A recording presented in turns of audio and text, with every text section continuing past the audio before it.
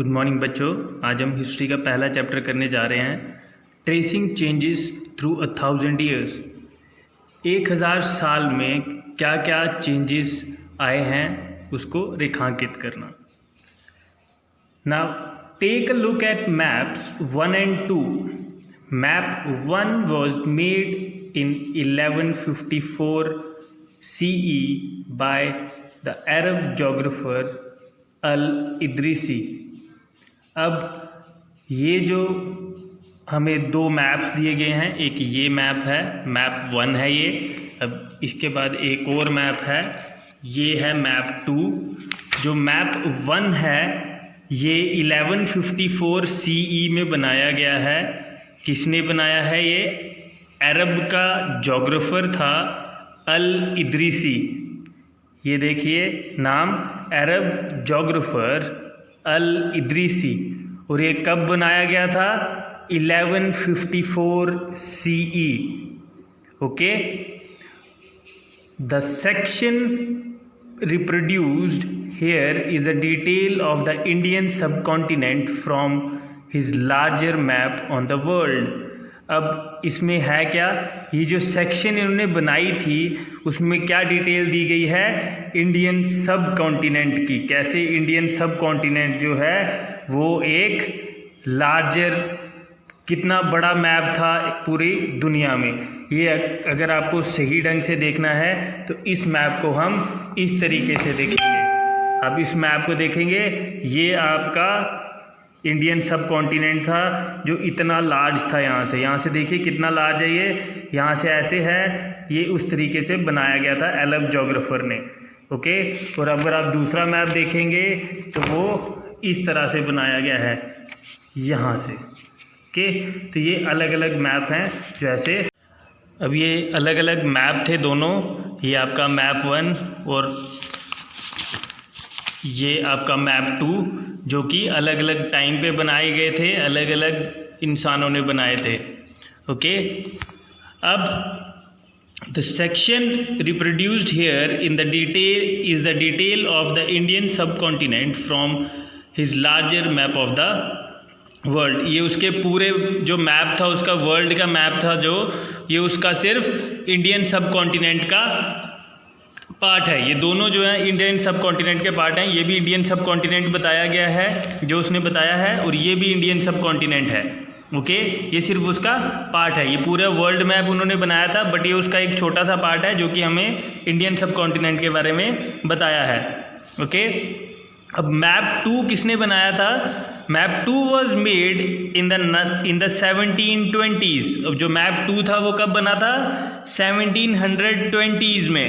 और किसने बनाया था? By a French cartographer. अब कार्टोग्राफर कौन होता है?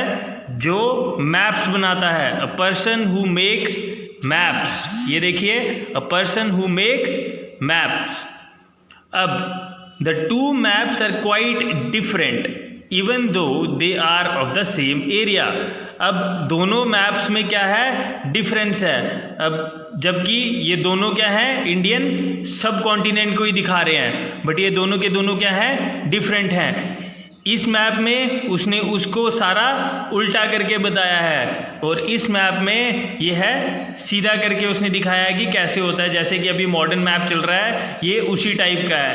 ये ओल्ड टेक्निक थी, ये उन्होंने अरबिक वे में बनाया है। ओके, इन अल-इद्रिसीज मैप, अब अल-इद्रिसी के मैप में क्या था? South India is where we would expect to expect to find North India and Sri Lanka is the island at the top। अब जो अल-इद्रिसी का मैप है, आप देखिए श्रीलंका टॉप पे है। ये जो है ये साउथ में होना चाहिए था, बट ये नॉर्थ में दिखाया है।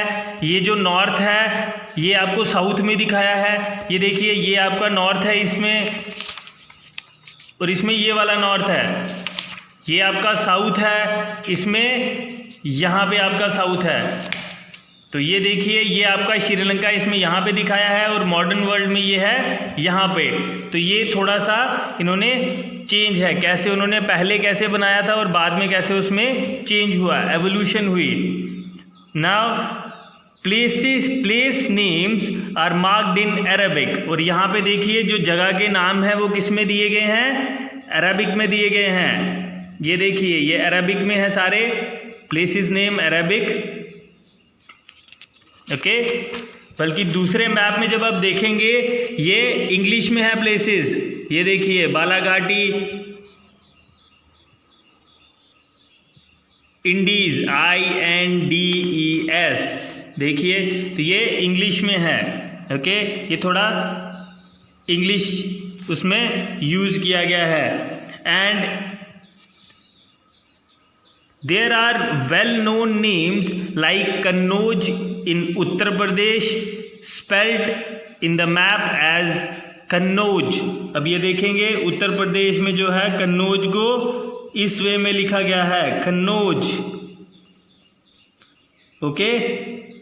इसके बाद map 2 was made nearly 600 years after map 1। अब मैप 2 जो है वो 600 years 600 साल बाद बना था मैप 1 से, जो कि अल इदरीसी ने बनाया था। उसके 600 साल के बाद ये मैप बना, during which time information about the sub continent had changed considerably. अब जो टाइम इंफॉर्मेशन थी पूरे सब कॉन्टिनेंट की, जो टाइम की इंफॉर्मेशन थी वो क्या थी, चेंज हो चुकी थी, okay. This map seems more familiar to us. अब ये जो मैप है जो कि आपका 1700 में बनाया गया था, ये थोड़ा सा ज़्यादा फेमिलियर लगता है क्योंकि ये थोड़ा सा मिलता जुलता है अपने नए वाले मैप से, ओके। इसके बाद this map seems more familiar to us and the coastal areas in particular are surprisingly detailed. और जो कोस्टल एरियाज हैं वो क्या हैं, बड़े डिटेल में बताए गए हैं, इतने डिटेल में कि अभी जो न्यू मैप्स हैं वो भी इतने डिटेल में नहीं दिए गए हैं, ओके। थोड़े जो पहले वाला है उससे बहुत ज़्यादा डिटेल में, इन्होंने सिर्फ कुछ जगहों के नाम बताए हैं, वो डिटेल नहीं है, इसमें पूरा डिटेल्ड है। जो कोस्टल एरियाज हैं उनको भी डिटेल में बताया गया है। Now this map was used by European sailors and merchants on their voyages. अब ये जो मैप हैं ये कौन यूज़ करते थे, यूरोपियन सेलर्स और मर्चेंट्स जो कि घूमने जाते थे, तो वो उनके लिए ज़्यादा फ़ायदेमंद था क्योंकि उनको जगहों का, एक्चुअल जगह का पता लग जाता था कि उन्हें कहाँ जाना है, ओके। तो उनके लिए थोड़ा और आसान हो जाता था। Now, equally important is the fact that the science of cartography differed in the two periods. अब आप ये भी देखिए, ये बहुत इम्पॉर्टेंट है, उतना ही इम्पॉर्टेंट है कि साइंस ऑफ कार्टोग्राफी, जो मैप बनाने की साइंस है, वो दोनों में डिफरेंट थी। जो तरीका था वो दोनों में डिफरेंट था, दोनों समय काल में, दोनों पीरियड्स में। पहले जो 1100 में बनाया गया वो थोड़ा सा डिफरेंट था, और जो 1700 में बनाया गया वो भी बहुत डिफरेंट था। When historians read documents, maps and texts from the past, they have to be sensitive to the different historical backgrounds. जो historians होते हैं, जो आपके हिस्ट्री के बारे में खोज करते हैं, वो क्या करते हैं, उनको सेंसिटिव रहना पड़ता है, उनको हर चीज़ की सेंस रखनी पड़ती है, उनको हर चीज़ को देखना पड़ता है। To the different historical backgrounds, उस जगह के हिस्टोरिकल बैकग्राउंड्स के बारे में जानना पड़ता है, जगह के नामों के बारे में पढ़ना पड़ता है। तो कुछ भी चीज़ को गलत तरीके से नहीं बता सकते। कंटेक्स्ट, उसको कैसे, उसके बारे में क्या क्या उसके अंदर चीज़ें हैं, in which information about the past was produced. तो पास्ट की इंफॉर्मेशन भी उसमें प्रोड्यूस होती है, इसलिए उसको देखना पड़ता है, नज़रअंदाज नहीं कर सकते। Now new and old terminologies. अब पुरानी और नई टर्मिनोलॉजी, क्या क्या टर्म्स पुराने में यूज़ होती थी और क्या क्या नए में यूज़ हुई हैं। Now in the context, if the context in which information is produced changes with time, what about language and meaning? अगर आप देखेंगे कि इंफॉर्मेशन जो प्रोड्यूस होती है वो टाइम के साथ चेंज होती है, तो आप देखेंगे क्या लैंग्वेज, क्या हमारी भाषा और उसका मतलब क्या वो भी चेंज होता है।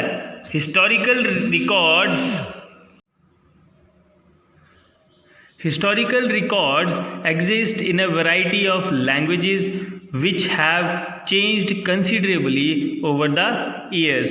जो historical records हैं, जो पुराने records हैं, वो क्या करते हैं, exist in the variety of languages, वो बहुत सारी भाषा में मौजूद हैं, हमारे पास अवेलेबल हैं, और वो मतलब चेंज हुए हैं सालों में। जो जैसे जैसे ईयर्स बढ़ते जाते हैं वैसे वैसे उनकी लैंग्वेज भी बढ़ती जाती है और उनको लिखने का तरीका भी थोड़ा सा चेंज हो जाता है। मिडीवियल पर्शियन, जो मिडीवियल टाइम के पर्शियन थे, for example is different from modern Persian. जो पहले पर्शियन लैंग्वेज थी और जो अभी की पर्शियन लैंग्वेज है वो क्या है, डिफरेंट है थोड़ी सी। वो आप देखेंगे पहले भाषा थोड़ी सी अलग थी, अब थोड़ी सी चेंज हो गई है। जैसे पहले जो संस्कृत थी वो बहुत ज़्यादा डिफ़िकल्ट हुआ करती थी और अब जो संस्कृत है वो बहुत ज़्यादा आसान लगती है, तो वो चेंज हो चुकी है। पहले की हिंदी अब की हिंदी में चेंज आ चुके हैं। ओके, इसके बाद the difference is not just with regard to grammar and vocabulary. Difference जो कि आ चुका है वो सिर्फ ग्रामर में नहीं है या सिर्फ वोकेबलरी में नहीं है, वो जो शब्द हैं उनके अर्थ में भी आ चुका है, उनके मीनिंग में भी आ चुका है टाइम के साथ साथ। आता था take the term Hindustan for example. अगर हम हिंदुस्तान के एग्जाम्पल लें, जैसे कि टर्म हिंदुस्तान पहले यूज़ होती थी इंडिया के लिए, today we understand it as India the modern nation state. अब ये जो मॉडर्न नेशन स्टेट है उसको हम किस नाम से जानते हैं, इंडिया से, और पहले उसको किस नाम से जानते थे, हिंदुस्तान से। ये नाम किसने दिया था Hindustan? When the term was used in the 13th century. ये टर्म कब यूज़ की गई थी? 13th सेंचुरी में यूज़ की गई थी, 1300 शताब्दी में। ओके, और किसने यूज़ की थी? मिनहाज ई सिराज, मिनहाज ई सिराज। ओके, और वो कौन था? क्रॉनिकलर, वो था क्रॉनिकलर था, क्रॉनिकल लिखता था। हु रोट इन पर्शियन, जो पर्शियन लैंग्वेज में लिखता था, वो इस चीज़ों के बारे में लिखता था, क्या पेड़ पौधे उगते हैं, क्या क्रोनोलॉजी है, कैसे कैसे मतलब एक देश में कौन कौन सी चीज़ें एग्जिस्ट होती हैं, वो सब उसके बारे में लिखते थे। पहले जो राजा होते थे वो उनके जो भी रूल करता था नेशन पे, वो अपने प्रजा के बारे में, अपने राज्य के बारे में पूरी जानकारी किताबों में लिखते थे ताकि लोगों को पढ़ने में आसानी हो जाए। ज्योग्राफी के बारे में लिखते थे ताकि लोगों को पता लग जाए। उसके बाद आप देखेंगे उसने जब ये नाम दिया था उसका मतलब हिंदुस्तान से ये था, he meant the areas of Punjab, Haryana, the lands between the Ganga and the Yamuna. उसका मतलब जो एरिया का था वो था पंजाब, हरियाणा, और जो लैंड गंगा और यमुना के बीच में पड़ती थी, उसने उसको उन जगहों को रिप्रेजेंट करने के लिए यूज़ किया था। He used the term in a political sense for lands. उसने पॉलिटिकल सेंस में लिया था, ज़मीन के लिए उस नाम को यूज़ किया था। That were a part of dominations of the Delhi sultan. जो दिल्ली का सुल्तान था उस टाइम पे, उसके जो अंडर एरिया था उस सल्तनत को उसने रिप्रेजेंट करने के लिए क्या किया था, हिंदुस्तान का यूज़ किया था। Now the areas included in this term shifted with the extent of the sultanate. जैसे जैसे सल्तनत बढ़ गई वैसे वैसे उसका एरिया भी बढ़ता गया। जो एरिया उसमें इंक्लूड किया गया था हिंदुस्तान में, वैसे वैसे वो एरिया भी बढ़ गया। But the term never included south India. लेकिन ये जो हिंदुस्तान टर्म्स थी वो कभी भी साउथ इंडिया को इंक्लूड नहीं कर पाई। By contrast in the early 16th century, अब क्या हुआ, अर्ली 16th सेंचुरी, 1600 सेंचुरी में, 1600 शताब्दी में Babur used Hindustan to describe the geography. अब बाबर ने हिंदुस्तान को यूज़ किया किसके लिए, ज्योग्राफी डिस्क्राइब करने के लिए। अपना फ्लोरा, क्या क्या पेड़ पौधे उगते हैं, फोना, क्या क्या जानवर हैं उसमें, तो उसके बारे में रिप्रेजेंट करने के लिए। The culture of the inhabitants, लोग जो रहते हैं वहाँ पे उनका क्या कल्चर है, उसके कंटेक्स्ट में जो है उसने क्या किया, सब कॉन्टिनेंट की ज्योग्राफी को डिस्क्राइब किया, किस नाम से? हिंदुस्तान के नाम से। As we will see later in this chapter, this was somewhat similar to the way the 14th century poet Amir Khusro used the word Hind. आप बाद में इस चैप्टर में पढ़ेंगे ये जो चीज़ थी, ये जो नाम था, ये सिमिलर था जैसे कि अमीर खुसरो ने अपने, एक पोइट था अमीर खुसरो, 14th सेंचुरी का, 1400 शताब्दी का एक पोइट था अमीर खुसरो, उसने वर्ड यूज़ किया था Hind. While the idea of a geographical and cultural entity like India did exist, अब ये जो आइडिया था जोग्राफिकल और कल्चरल एंटिटी का जो कि इंडिया था वो एग्जिस्ट करता था। The term Hindustan did not carry the political and national meaning which we associated with today, लेकिन जो हिंदुस्तान शब्द था वो उस टाइम पे पॉलिटिकल और नेशनल मीनिंग को डिस्क्राइब नहीं करता था, एसोसिएट नहीं करता था, इसलिए जो कि इंडिया उसको डिस्क्राइब करता है इसलिए उसको चेंज कर दिया गया। Historians today have to be careful about the terms they use because they meant different things in the past। अब historians को इसको भी नज़र रखना पड़ता है कि जो पहले नाम यूज़ किए गए थे उसको ध्यान से नाम को चेंज कर दिया जाए या यूज़ किया जाए, ताकि अगर पुराने नामों को कोई क्षति ना हो, कोई उसको प्रॉब्लम ना हो या किसी हिस्टोरियन को उसके बारे में प्रॉब्लम ना हो। हम ऐसे नाम भी नहीं यूज़ करना चाहेंगे कि जो कोई और देश यूज़ कर रहा है उससे भी थोड़े कन्फ्लिक्ट पड़ सकते हैं, तो वैसे नामों का ध्यान रखा जाता था। और अभी जो हिस्टोरियंस हैं उन हर चीज़ को ध्यान में रख के उन नामों को चेंज करते हैं या उन नामों को बदलते हैं। ओके, अब हम एग्जाम्पल ले लें। For example simple term like foreigner, जैसे कि फॉरेनर एक टर्म है, एक शब्द है फॉरेनर जो कि यूज़ होता था। It is use today to mean someone who is not an Indian. अब अगर इंडिया में बात किया जाए तो फॉरेनर हम उसके लिए लगाते हैं जो इंडियन नहीं है, जो भारतीय नहीं है, हम उसके लिए फॉरेनर लगाते हैं। बट लेकिन मिडीवियल पीरियड में क्या था? Foreigner was any stranger who appeared से इन अ गिवन विलेज। अगर एक गांव में कोई बंदा नया आता था जो उस गांव का नहीं होता था, उसको भी फॉरेनर कहा जाता था। Someone who was not a part of that society और कल्चर, अगर वो हमारे कल्चर का नहीं है, हमारे सोसाइटी का नहीं है, उसको क्या कहा जाता था? फॉरेनर। बट टू उसको फॉरेनर कहा जाता था। In Hindi the term pardesi might be use to describe such a person and in Persian ajnabi. अगर हिंदी में उसको शब्द को देखा जाए फॉरेनर को तो हम क्या बोलते थे? परदेसी। और अगर हम पर्शियन लैंग्वेज में देखें तो उसको क्या कहते थे? अजनबी। तो हम उन शब्दों से उसको डिस्क्राइब करते थे हिस्ट्री में।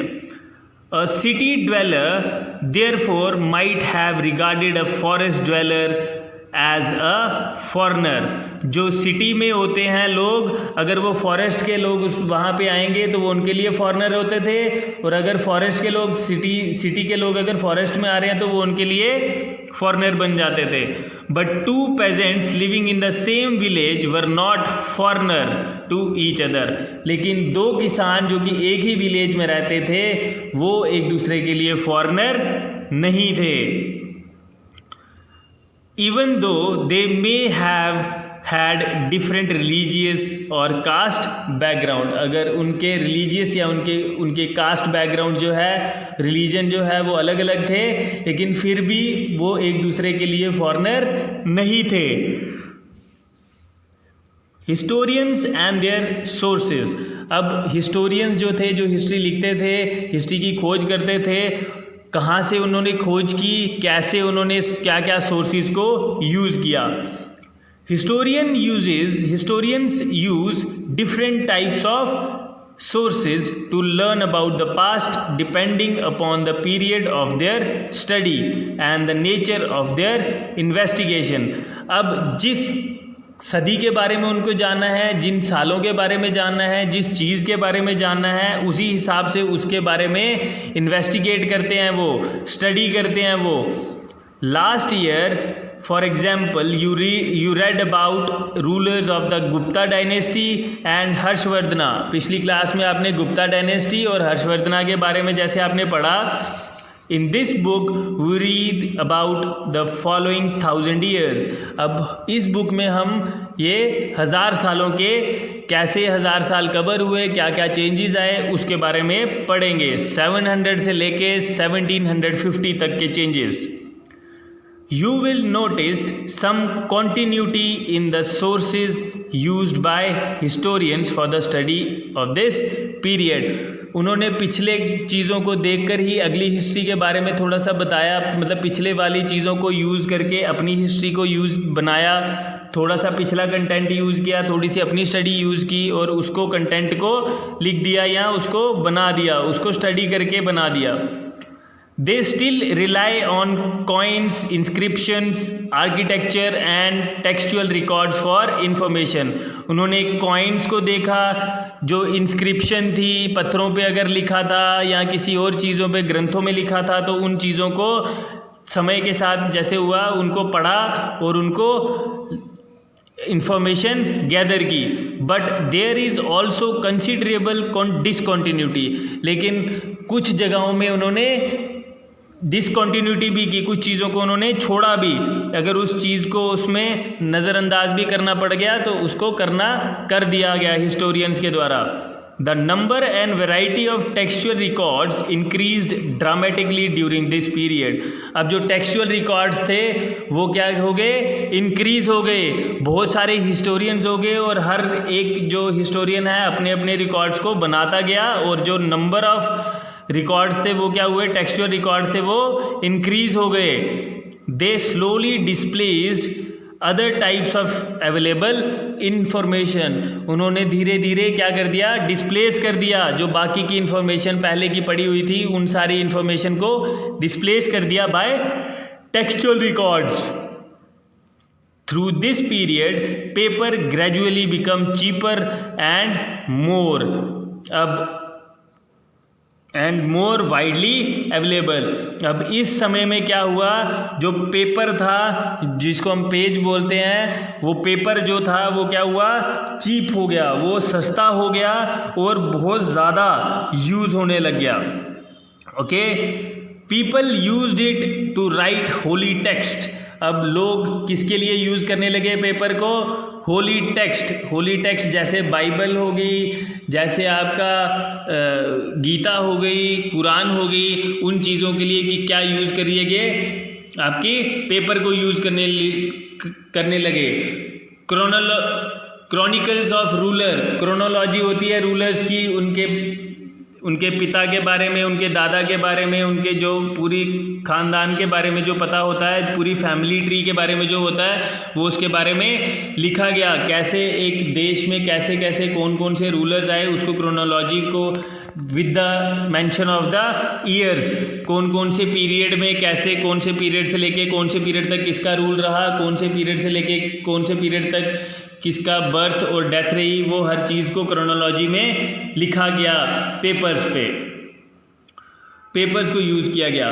Letters and teachings of cents, letters और टीचिंग्स, सेंट्स जो साधु थे उस टाइम पे, जो संत थे, उनकी जो टीचिंग्स थी उनको भी पेपर पे लिखा जाने लगा। Petitions, judicial records and for registers of accounts and taxes. और किस चीज़ में पेपर का यूज़ हुआ, पेटिशंस लिखने में। अगर जुडिशियल रिकॉर्ड्स होते थे, किसी को जजमेंट देनी होती थी, किसी को सज़ा देनी होती थी, उन चीज़ों के लिए पेपर का यूज़ किया गया। रजिस्ट्रेशन थी जो अकाउंट्स की, टैक्सेस की, उसके लिए पेपर का यूज़ किया गया।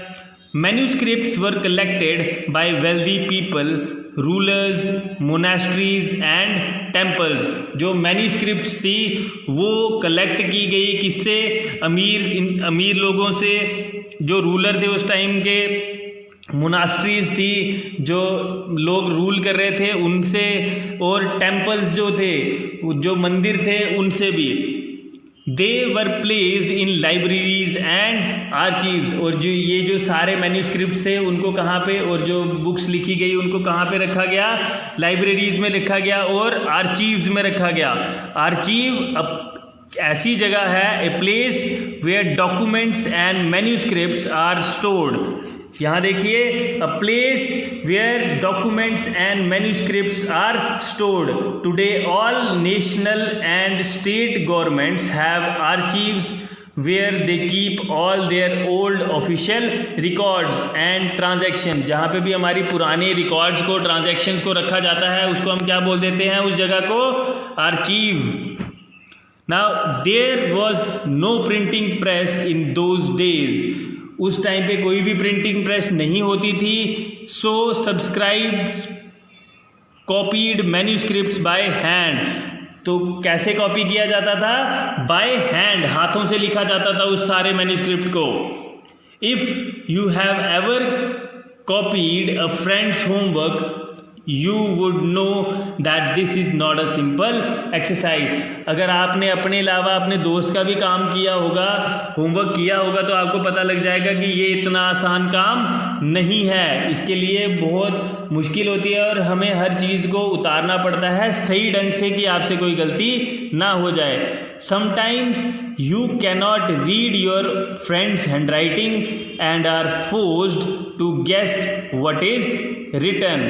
कभी कभी आपको दोस्तों की राइटिंग को पहचान नहीं सकते हैं, उसको देख नहीं सकते कि सही ढंग से क्या लिखा है, क्योंकि आपकी लिखाई में और उसकी लिखाई में अंतर होता है। हम जांच नहीं कर सकते कि क्या लिखा गया है, तो हम मजबूर हो जाते हैं अंदाज़ा लगाने के लिए कि क्या लिखा गया होगा और अपने से उस शब्द को बोल देते हैं या उसको समझ लेते हैं। As a result, there are small but significant difference in your copy of your friend's work. और आप देखेंगे बुक में अगर आपने कुछ लिखा है तो आप कॉपी पे उतारते टाइम कुछ और लिखेंगे, अगर आपके फ्रेंड ने आपकी कॉपी से देखा है तो वो कुछ और उतारेगा, तो कुछ ना कुछ जो है चेंजेस होते रहते हैं। जो वर्ड्स हैं वो चेंज होते रहते हैं, जो पुराना वर्ड है वो वर्ड वैसा नहीं रहता, उसमें थोड़ा सा चेंज आ जाता है। Now, as subscribed copied manuscripts, they also introduced small changes, a word here, a sentence there. अब जैसे जैसे वो कॉपी करते थे मैन्यूस्क्रिप्ट्स को, वैसे वैसे आप देखें वर्ड भी थोड़े से चेंज हो जाते थे। यहाँ कोई सेंटेंस जो होता था वो भी थोड़ा सा चेंज हो जाता था। हो सकता है थोड़ी मात्रा में उनसे गलती हो जाए तो वो सेंटेंस कुछ का कुछ बन जाएगा, वो वर्ड कुछ का कुछ बन जाएगा, तो उसका मतलब थोड़ा सा चेंज हो जाता था। These small differences grew over centuries of copying until manuscripts, ये जो छोटे छोटे डिफरेंस थे, ये जो छोटे छोटे चेंजेस थे, वो सालों तक, सेंचुरीज तक ऐसे चलते रहे, शताब्दियों तक ऐसे चले और कॉपी करते गए मैन्यूस्क्रिप्ट से, जैसे बाय हैंड कर रहे थे तब तक वो चेंजेस होते रहे। Same text became substantially different from one another, जो कि एक ही चीज़ को वो लिखते थे, वही टेक्स्ट जो है वो क्या था, चेंज होता गया। जब सेंचुरीज होती गई, जैसे जैसे शताब्दियाँ होती गई, वैसे वैसे क्या हुआ, वो टेक्स्ट का मतलब चेंज होता गया, वर्ड्स का मतलब चेंज होता गया, वर्ड को बोलने का तरीका चेंज हो गया, सेंटेंस को बोलने का तरीका भी चेंज हो गया। This is a serious problem because we rarely find the original manuscript of the author today. अब ये बहुत ही सीरियस प्रॉब्लम हो गई थी क्योंकि मतलब ही चेंज हो गए, तो उसकी वजह से क्या हुआ, हमें पुराने जो डॉक्यूमेंट्स है, पुरानी मैन्यूस्क्रिप्ट सी पहले तो वो मिली ही नहीं, तो वो उसकी वजह से हमें जो वर्ड्स थे उसमें चेंजेस आ गए, जो सेंटेंसेस थे उसमें चेंजेस आ गए, तो हमें सही अर्थ, सही मतलब उस चीज़ का नहीं पता लगा कभी भी। Now we are totally dependent upon the copies made by later subscriber. जो बाद में लोगों ने लिखा था, हम उनकी ही कॉपीज़ को पढ़ सकते हैं, उन्हीं के बारे में जान सकते हैं। जिन्होंने स्टार्ट किया हम उनके बारे में नहीं जान सकते, उन कॉपीज़ को नहीं देख सकते। As a result, historians have to read different manuscript versions of the same text to guess what the author had originally written. तो हिस्टोरियन को क्या करना पड़ता है, सारे स्क्रिप्ट्स को पढ़ना पड़ता है, सारी मैन्यूस्क्रिप्ट्स को पढ़ना पड़ता है पुराने से लेके नए तक, ताकि वो जांच कर सकें कि असलियत जो असल में क्या लिखा गया था और उसका मतलब क्या था और बाद में उसको कैसे चेंज कर दिया गया. Okay. On occasions author revise their chronicles at different time. और जैसे कुछ कुछ ओकेजन्स पे क्या होता था, चेंजेस ओकेजन्स पे जो ऑथर थे, जो लेखक थे, वो क्या करते थे, रिवाइज करते थे, उन चीज़ों को दोबारा से लिखते थे. क्रॉनिकल्स एट डिफरेंट टाइम अलग अलग समय में जो क्रॉनिकल्स है उसको चेंज करना पड़ता था समय के साथ. The 14th century chronicler Ziauddin Barani wrote his chronicle first in 1356 and another version 2 years later. अब कुछ कुछ चेंजेस होते रहते थे, उसको जब वो पढ़ते थे कि पुराने कुछ और होता था तो उनको अपने जो टेक्स्ट थे, मैन्यूस्क्रिप्ट थे, उनको चेंज करना पड़ता था टाइम के साथ साथ, क्रोनोलॉजी के साथ साथ. तो पहला क्रोनोलॉजी उन्होंने क्रॉनिकल जो था वो कहाँ लिखा, 1356 में लिखा, और जो दूसरे वर्जन थे वो 2 साल बाद में उन्होंने लिखे. The two differ from each other, but historians did not know about the existence of the first version until the 1960s. It remained lost in the large library collection. अब एक दूसरे से ये बहुत डिफरेंट थे, हिस्टोरियन एक ही था, but जो एक दूसरे से डिफरेंट थे ये दोनों कॉन्टेक्स्ट 1960s में जाके पता चला. उन्होंने पहले दूसरा वाला ही पढ़ा था, फिर 1960s में उनको फर्स्ट वर्जन मिला तो उनको पता चला कि इसका फर्स्ट वर्जन भी लिखा गया था जो कि लाइब्रेरी में खो गया था. आज हम इतना ही रखेंगे. Thank you.